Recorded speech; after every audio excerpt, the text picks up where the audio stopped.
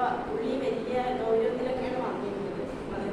അന്ന് ചാക്കിയില്ലേ അങ്ങനെ പറഞ്ഞു. ഞങ്ങളും പേടിച്ചു. ആളെ കണ്ടാലും ഒരു ഭയങ്കര പറയുന്നതും കുറച്ച് ടോണും അങ്ങനെ ആയപ്പോൾ പേടിച്ചു. പക്ഷെ 2 ദിവസം കഴിഞ്ഞപ്പോൾ മനസ്സിലായി ഇത് നീളത്തിൽ വീണ പൂക്കളാണ്. അതായത് ആളിത്രയേ ഉള്ളൂ എന്നുള്ളത് മനസ്സിലായി. പിന്നെ അതുപോലെ തന്നെ ഞങ്ങൾക്ക് എല്ലാവർക്കും ഹൈസ്കൂളുകാർക്ക് ആൾക്ക് എന്ത് പണി അവിടെ കിട്ടിയാലും കൊണ്ടുവന്ന് എല്ലാവർക്കും വീതിച്ച് തരും. എന്തെങ്കിലും അപ്പം കിട്ടിയാൽ വീതിച്ച് തരുന്ന പോലെ എല്ലാവർക്കും വീതിച്ചു കൊടുക്കും.